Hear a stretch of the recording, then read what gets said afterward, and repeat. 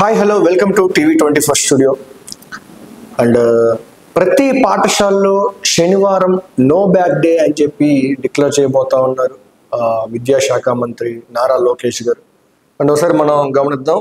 ప్రతి పాఠశాలలో శనివారం నో బ్యాగ్ డే నిర్వహించాలని మంత్రి నారా లోకేష్ ఆదేశించారు. విద్యార్థుల కో కరికులం కార్యకలాపాలు నిర్వహించాలని సూచించారు.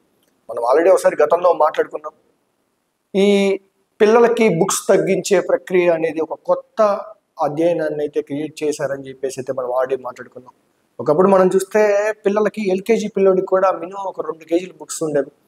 ఒకటో తరగతి చదివే పిల్లాడికి కూడా మినిమం ఒక 3 కేజీల పుస్తకాలు ఉండేవి. ఒక 2వ తరగతి చదివే పిల్లాడికి అలా క్లాస్ పెరిగే కొద్దీ బుక్స్ వెయిట్ కూడా పెరుగుతూ పోతా ఉండేది. బట్ దీన్ని అయితే బ్రేక్ చేశారు నారా లోకేష్ గారు. అన్ని సబ్జెక్టులు కలిపి ఒక బుక్ లాగా, అండ్ మిగతా సోషల్ సైన్స్, మ్యాథ్స్ ఈ సబ్జెక్టులు కలిపి ఇంకో బుక్ లాగా, ఇలా బుక్స్ అయితే కేవలం 2 బుక్స్ లాగా, అండ్ వర్క్ బుక్స్ అయితే సపరేట్గా ఉంటాయి. ఇలాగా పుస్తకాల భారాన్ని తగ్గించాలనే ఉద్దేశంలో నారా లోకేష్ గారు ఆల్రెడీ ఒక అడుగు అయితే ముందుకేశారు.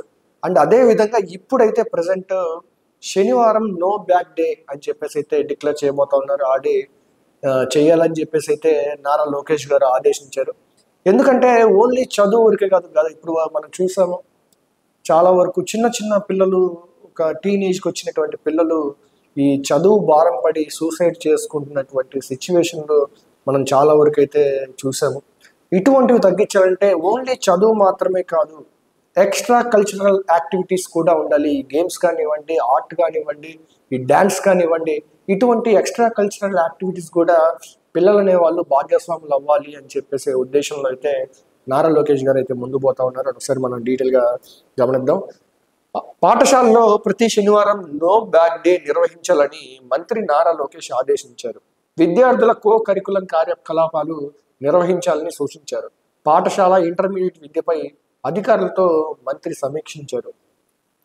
అండ్ పాఠశాల వరకే కాదు, ఇంట్లో ఇంటర్మీడియట్ చదివే వాళ్ళ మీద కూడా కొంచెం నిఘా పెట్టినట్టయితే అర్థమవుతా ఉంది. వీళ్ళు కూడా ఇంటర్లో చాలా ఎక్కువ బర్డెన్ అవుతూ ఉంటారు చదువుకోవడానికి.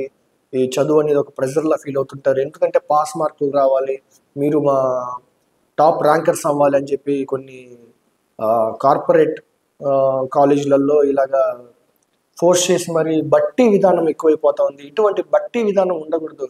పిల్లోడు చదువుకున్నంత వరకు నేర్చుకోవాలనే ఉద్దేశంలో మంత్రి నారా లోకేష్ గారు అయితే అధికారులతో మాట్లాడుతూ ఉన్నారు. ఎక్స్ట్రా కల్చరల్ యాక్టివిటీస్ కూడా అయితే నిర్వహించబోతా ఉన్నారు. అండ్ ఈ సందర్భంగా ఆయన మాట్లాడుతూ విద్యార్థులకు ఇప్పుడున్న అనేక యాప్ల స్థానంలో ఒకే యాప్ని రూపొందించేలా కార్యక్రమాన్ని త్వరగా పూర్తి చేయాలని, పాఠశాలలో చదువుతున్న విద్యార్థుల వాస్తవ సంఖ్యను నిర్ధారించేందుకు అపార్ ఐడిని అనుసంధానానికి కార్యక్రమాన్ని పూర్తి చేయాలని ఆదేశించారు. అండ్ మనం ఇప్పుడు చదువుకున్నటువంటి పిల్లలకి వాళ్ళ ఫోన్లలో డిఫరెంట్ యాప్స్ అయితే ఉన్నాయి. దీనికి ఇది అని.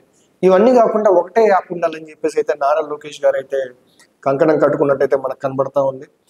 పాఠశాల విద్యలో గత వైకాపా ప్రభుత్వం అనాలోచితంగా తీసుకువచ్చిన జీవో 117 ఉపసంహరణపై క్షేత్రస్థాయిలో అభిప్రాయ సేకరణ చేసి తరువాత అందరికీ ఆమోదయోగ్యమైన పరిష్కారాన్ని సూచించాలని కోరారు. జీవో 117 ఉపసంహరణపై జిల్లా కలెక్టర్ల ఆధ్వర్యంలో పాఠశాల విద్యాశాఖ నిర్వహించిన సన్నాహక సమావేశాల్లో వచ్చిన సూచనలను ఈ సందర్భంగా అధికారులు మంత్రికి వివరించారు. ఆల్రెడీ గత ప్రభుత్వంలో ఒక అనవసరమైన జీవో ఒకటి తీసుకొచ్చారు, జీవో 117 అని చెప్పేసి. దీని మీద ఒక అవగాహన ఉండాలి, ఇది ఉంచాలా వద్దాలా అని చెప్పి కొంతమంది అధికారులతో అయితే నిర్ణయించి ఇది అవసరం లేదు, దీన్ని ఉపసంహరణ చేసేద్దాం అనే ఉద్దేశంలో అయితే ఉన్నారు. ప్రస్తుతానికి జీవో 117ని ఉపసంహరణ చేసే విధంగా జిల్లా కలెక్టర్ల ఆధ్వర్యంలో పాఠశాల విద్యాశాఖ నిర్వహించినటువంటి ఈ మీటింగ్లో అయితే నారా లోకేష్ గారికి అయితే తెలియజేయడం జరిగింది. ఈ సమీక్షకు పాఠశాల విద్యాశాఖ కార్యదర్శి కోన శశిధర్, డైరెక్టర్ విజయరామరాజు, ఇంటర్మీడియట్ వైద్య డైరెక్టర్ కృతికా శుక్ల, సమగ్ర శిక్షణ ఎస్ఐ డిఎస్సి ఈ జీవో 117 అయితే క్యాన్సిల్ చేయబోతా ఉన్నారు. అండ్ పిల్లలకు ఎటువంటి బర్డెన్ అనేది ఉండకూడదు ఈ చదువుల విషయంలో. కేవలం చదువు అనేదే కాదు, వాళ్ళకి ఎక్స్ట్రా కల్చరల్ యాక్టివిటీస్ కూడా ఉండాలి అనే ఉద్దేశంలో నారా లోకేష్ గారు అయితే అధికారులతో మాట్లాడడం జరిగింది. అండ్ ఇంటర్మీడియట్ వాళ్ళకు కూడా ఈ విధంగా ఈ రూల్సే ఫాలో అవ్వాలని చెప్పేసి అయితే అంటున్నారు. అది ఎంతవరకు చేస్తారో మనమైతే వేచి చూడాల్సిన అవసరం ఉంది. ప్రస్తుతానికి పాఠశాలలకైతే శనివారం నో బ్యాగ్ డే అయితే డిక్లేర్ చేశారు.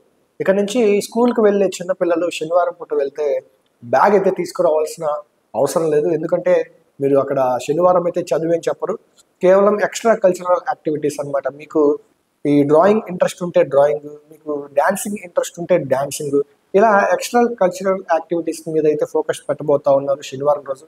అందువలన ఈ శనివారం పూట నో బ్యాగ్ డేగా డిక్లేర్ చేయబోతా ఉన్నారు. ఇది ఒక గవర్నమెంట్ తీసుకున్నటువంటి ఒక వినూతన ఆలోచన అని చెప్పొచ్చు. చూడాలి మరి ఇంటర్మీడియట్ వారికి కూడా ఈ అంశం ఏ విధంగా సహాయపడుతుందో.